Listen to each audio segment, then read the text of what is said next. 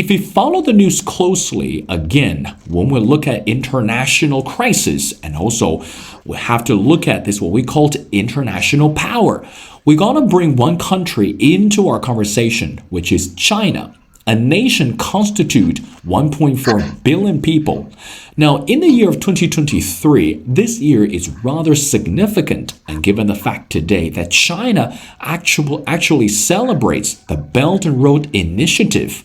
Now, again, if you follow the news, that recently this country rolled out the carpet for international delegates and also international officials, diplomats to attend the Belt and Road Initiative Forum. Now, among all the attendees, one special group drew special attention, which are the representative from the Taliban.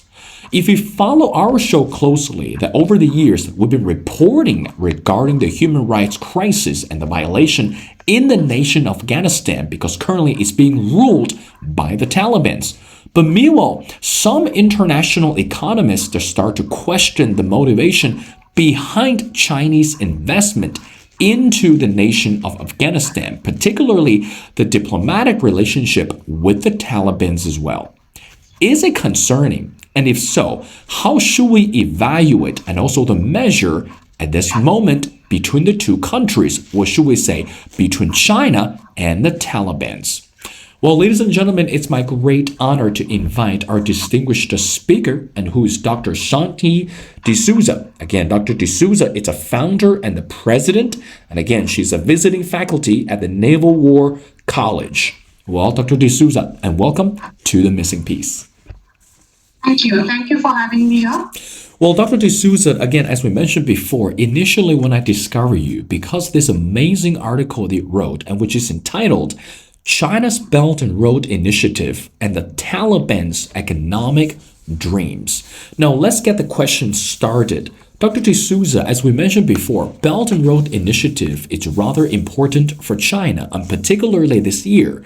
Again, recently, given the fact more international diplomats and also delegates and officials visited China and also attend the forum. What message do you think that China sent to the world by sending the invitation to the Taliban, and actually how significant it is for the representative to attend the forum? Your thoughts? I think it's a very important step China has taken in terms of inviting the Taliban at a time when Taliban has not got much of international recognition or legitimacy, both inside and outside the country. So China's move of inviting the Taliban for the meet on October 17 and 18 at the BRI, the forum, is very important because Taliban has been a pariah so far. It's not been included in any multilateral frameworks or negotiations. And thereby, the fact that China made this outreach is an indicator that China wants to be deeply engaged with the Taliban in Afghanistan for various reasons. So I think if you look from a Chinese perspective, it is using the space which has been left by the US post August 2021 to use it to its advantage. And BRI, as you know, the Taliban are also amenable and looking forward to having the CPEC inside Afghanistan being extended into that country. And thereby it works very well for both these partners. But significant is the fact that the Taliban, which are looking for recognition, have got that forum that China has provided. Now, how much do you think, Dr. D'Souza, that by attending the forum, that the Taliban or the representative of Taliban actually received what they desire at the first place? I mean, again, China, for what we say, since the year of 2012, now the project has been well known across the world. Now, it's one thing that we look at China's political intention, but also we're looking at this, what we call personal relationship. So by attending the forum, do you think the Taliban's representative actually received what they desired from meeting with officials and also engage from the dialogues with the Chinese government? What do you think of that? I think definitely they did, because as I said, one was in terms of recognition, but more importantly, it was about the investments inside Afghanistan. Given the fact that Taliban have no resources to run the country, They are not getting the international assistance as they desire. So what China is offering to them is something they have been looking forward to. Now, if you look at Chinese involvement in Afghanistan even before the forum, you can see that China is making step-by-step investment both at a political and economic level. In January, a subsidiary company of the CNPC signed a deal with the Taliban to extract oil from the Amu Darya basin. That is significant because this is one of the major investments Taliban has got. The second is in terms of extracting copper. And here again, there was this history of Afghan and Chinese investment in Messina, which ran into trouble, but now they're reviving that. So there are these indications that beyond the political and the recognition bit of it, it's also about the economic interests, which are very critical for the Taliban at this point of time. And given the fact that China has actually looked at Afghanistan very seriously based on its location, which is important because, again, if you look at Afghanistan, it's more of a landlocked country. But here you're looking at Chinese aspirations of making Afghanistan a land-linked country that is looking at trade, connectivity, economic extraction, mineral extraction, oil extraction, which is more in terms of the economic interest. So what China is really looking at is developing more of economic incentives inside Afghanistan, and the Taliban are looking at developing the tiny walk-on corridor which connects Afghanistan with China. And that again is significant because given the fact that CPEC itself is running into trouble with what's happening in Pakistan and the security issues with the projects inside Pakistan, but also inside Afghanistan, the conditions are difficult. So this is more a symbolic gesture of sending a message at a time when China has actually had a decade of the BRI forum meet now to announce to the world that they're ready to engage with any kind of leadership, including the regimes like Taliban, which are not recognized by international community, and they don't even have legitimacy among their own people. So giving them that economic platform, giving them that leverage is going to change certain dynamics on the ground. And China is definitely spreading its tentacles as the dragon is moving over Hindu Kush and looking at a larger space which has been left behind by the US. Dr. D'Souza, let's talk about in the term of economic growth or economic projection. It is well known today that, and also very concerning, that current economic situation in China, it's very worrisome. And again, given the fact we're looking at more political ambition and we're looking at the expansion under the current administration.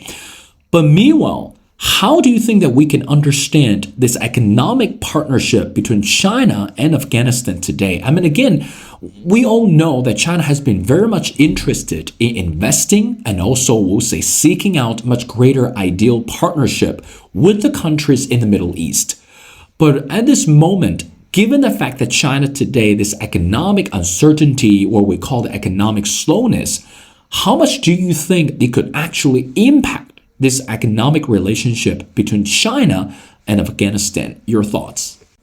I think it's an important point again to understand what's happening inside China. And given the fact that there are uncertainties and there are certain kind of vulnerabilities inside the Chinese system when you're looking at the economic model per se, it becomes all the more important for Beijing to reach out to partners like Afghanistan, where the Taliban will give them the access they need to extract and derive benefit. And if you look at the Chinese model of intervention in theaters, particularly even in Africa, what you look at, it's a very extractive model. So whatever is given in terms of aid is not really aid. It's more in terms of loans where you have to repay. And many of these countries who are part of this BRI have fallen into the debt trap. And you've seen what's happened in Sri Lanka and Pakistan might be going down that road. And there are lessons for that. But at this point, I think China, given its own economic turmoil and domestic uncertainties on the economic indicators, will be looking for more partners to have an extractive model which will be beneficial for them in the long term. So I don't see that what's happening inside will actually impact. But the fact is that whether the BRI itself has really worked are serious questions to consider. Whether it's derived the benefits the Chinese were looking for, or is it President Xi Jinping's grand dream of having a kind of interdependent Asia and building those economic linkages wherein they're tied to the Chinese model in a way that fulfills Chinese economic ambitions.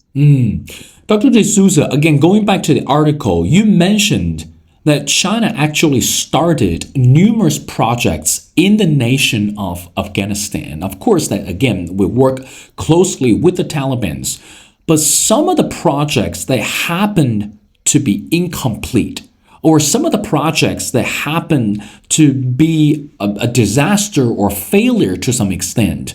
Now, again, Dr. D'Souza, you're the expert. What are some of the major factors for incompletion among the projects? Is it related to domestic economic uncertainty or related to political disagreements? What are your thoughts on that?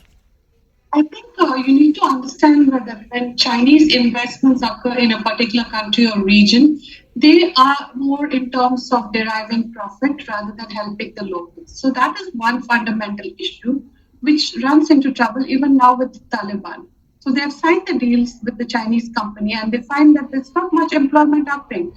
And they need this employment because they have to find some revenue to run this government for one, but more importantly for locals to have opportunities to earn their income. So that is one area where, when China invests in countries like Afghanistan, they don't make a very good, clear ethnographic study of what are the dynamics on the ground, who are the people they're engaging with. I remember I was in Afghanistan during one of my field trips, and I had been to certain projects where the Chinese were involved. And generally, there's a resentment among the locals that the Chinese are more into extractive or profit making mode and they do not actually help the local economy. So there is a disconnect here in terms of understanding that when you are involved in a country, you might be having a profit motive, but you have to involve certain level of local participation. And that is not just the political regime involved. It is those people who are going to work on a project and who will sustain the project. So if you look at instances where Chinese were involved with the Amu Basin before in 2000, early 2000s, and they ran into trouble because one, they didn't understand the local politics. They had problem with one of the regional commanders or the warlord called Dostum. Second is they didn't understand how Afghanistan works in terms of the local traditions and culture. And there was a disconnect. And more importantly, even with the government, they didn't understand how the Republican government worked at that time. So we do see that repeat occurring now. And there is the probability of that kind of scenario repeating itself. So if you look at if you look at the issues of what will happen now if more economic investments occur, how do you extract that minerals? Where do you actually transport it? There is a train line, but you don't know how much goods are actually being transported out there. So there's no clarity, there's no transparency, there's no accountability, both from the Chinese and from the Taliban. So what does it do on the ground? It turns the local against the country which is involved, that is China. And second thing is also during my field work to various provinces, especially countries bordering on the north in the Central Asian side, you see a lot of Chinese projects inside the market. So again, that has built a kind of resentment that the Chinese are flushing in their cheap goods and the locals are not able to generate their own products. Simple things like soaps or matchboxes or something like that, which will give them some income. So there is a resentment at a very ground level. And secondly, I think the Chinese are not able to learn the language or understand the culture and the local dynamics. So that works in a way that you don't have people's support for your projects or investment. And that becomes difficult because now, if you look at Afghanistan, there are various groups which are mushrooming. There's opposition group, there's Islamic State, and the security issues will emerge.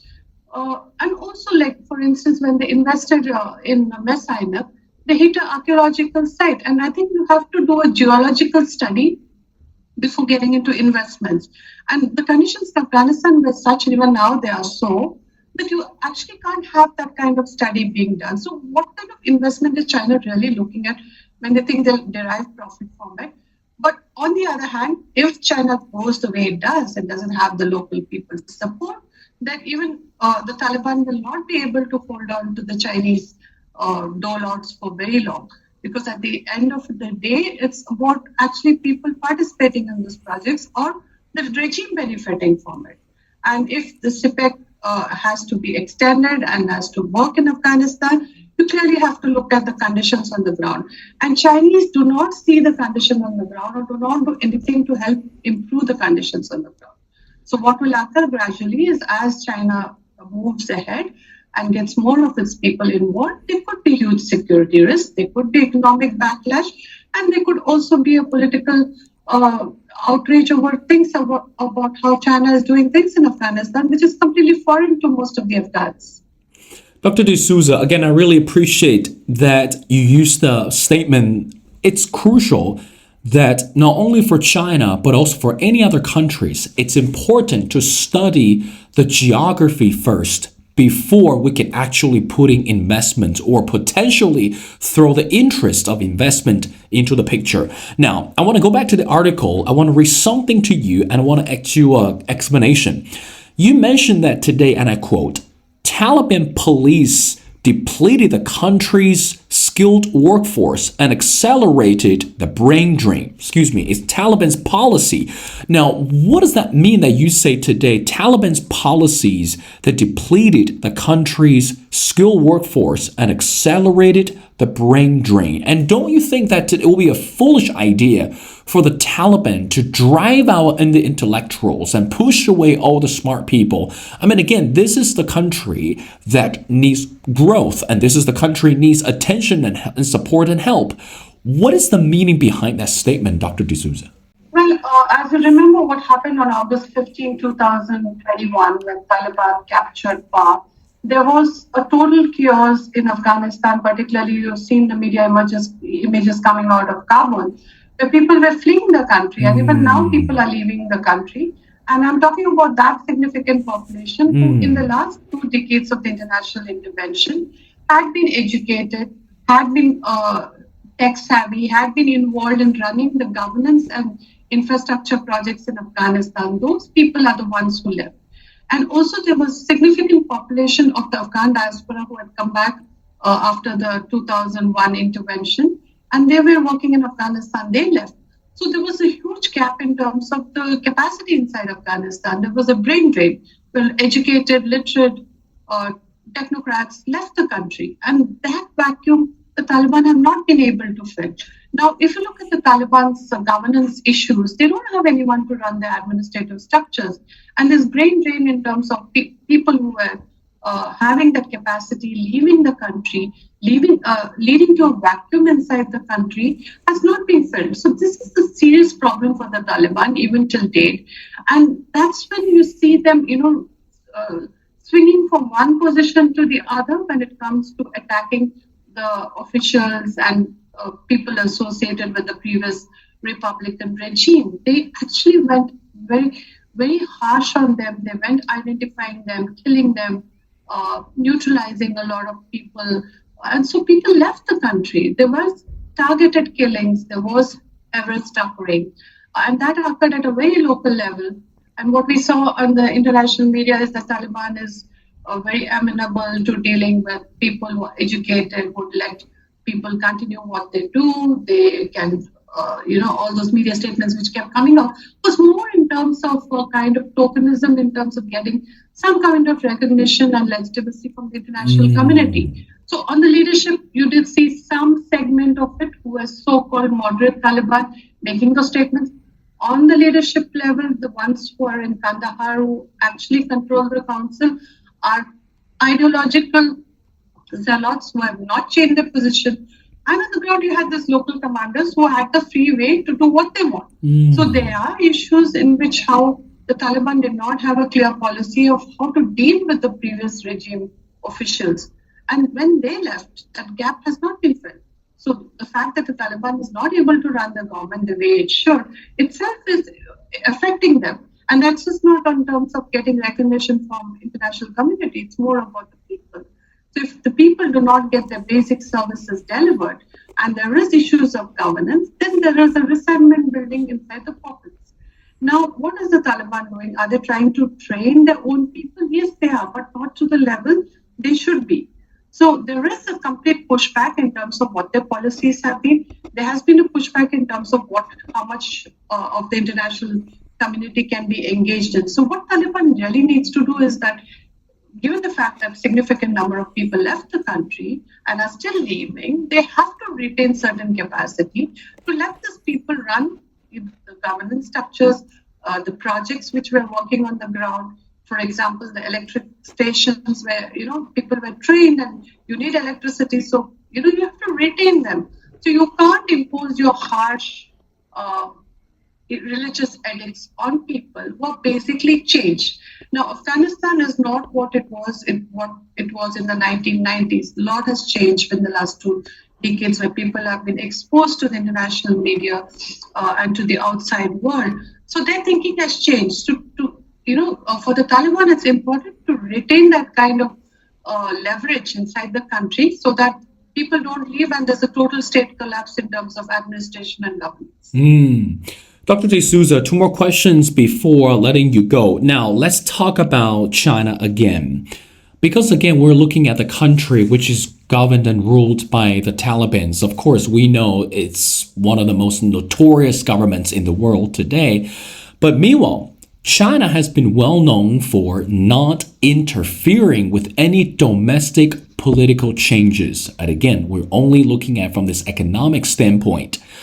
How do you think that China could work around this political barrier with the nation of Afghanistan in order to ensure the mutual benefits? So does that mean that China will continue the strategy only focus on economic interests, only focus on cultural engagement without touching on the political issues? And that is almost impossible for any countries to accomplish today. What do you think of that? Well, I think it's important you bring this point, but China doesn't get involved in the political issues of any country. So you mentioned the cultural linkage. I think there's none.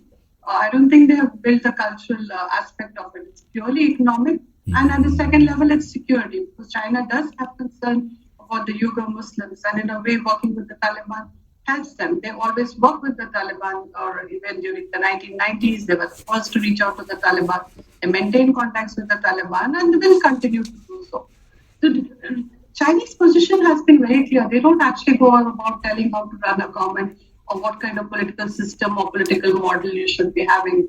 It's not about a question of whether you should have a democracy or autocracy. It's for the local regime to decide. And herein, a Taliban, which is a terrorist organization, has captured power. And if China is ready to work with such regimes, it will have to consider seriously what are the long-term implications of involving a regime which still has ties with Al-Qaeda, which has ties with many groups, terror groups in the region, including Uyghur Muslims, and then they have ties with IMU and beyond that, whole range of groups.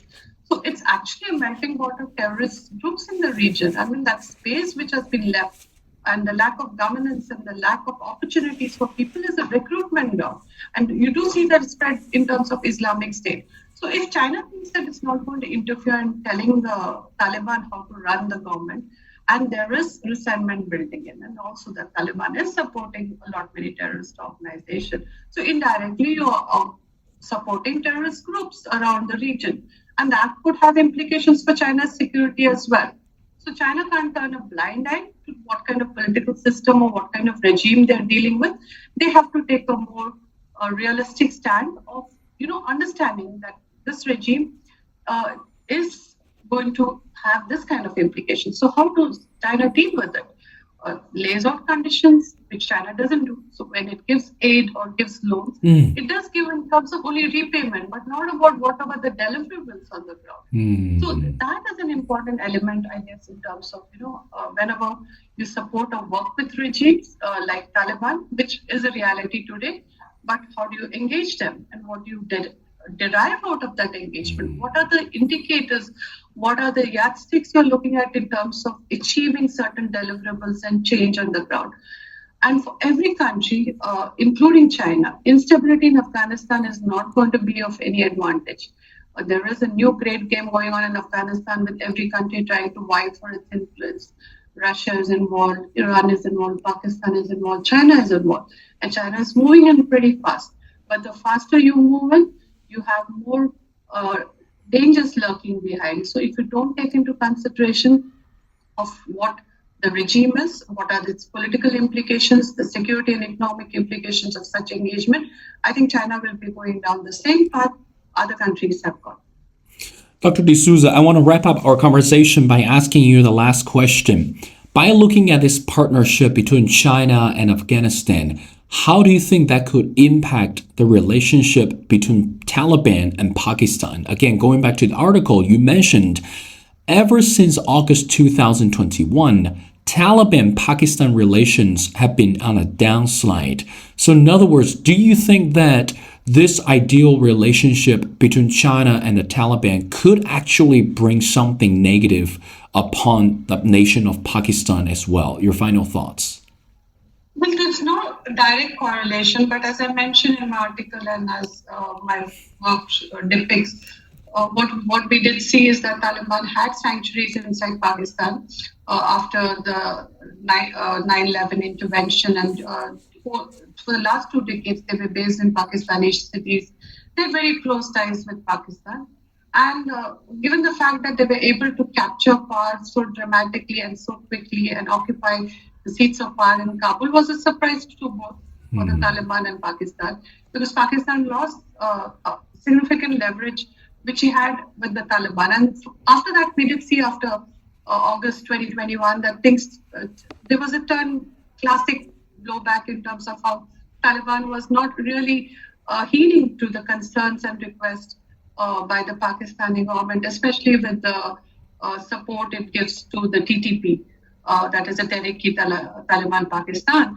And that itself has become a contentious issue in addition to other issues like the border issues, that's a dual line, and also now the refugee issues, which Pakistan is actually threatening to push back Afghan refugees inside Afghanistan. So this is creating problem in terms of the relationship, which in one level had been very good and very strong, but now it's dramatically changing. So what does it mean to China? China and Pakistan have a very close relationship, and the fact that they are working together on the CPEC and to extend it into Afghanistan, the conditions on the ground really do not allow that to occur.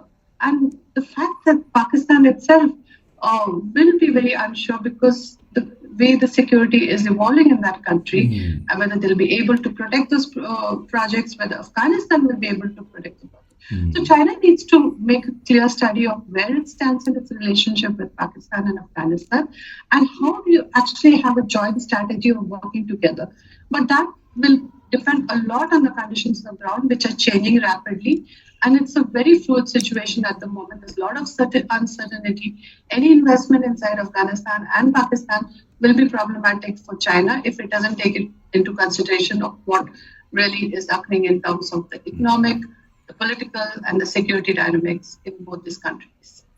Well, again, ladies and gentlemen, it's my great honor to speak to Dr. Shanti D'Souza. Again, Dr. D'Souza is the founder and the president, and of course, she's the visiting faculty at the Naval War College. Once again, Dr. D'Souza, thank you so much for your time. I strongly encourage everyone go online and look for her amazing article, which is called China's Belt and Road Initiative and the Taliban's Economic Dreams. So thank you so much for doing this.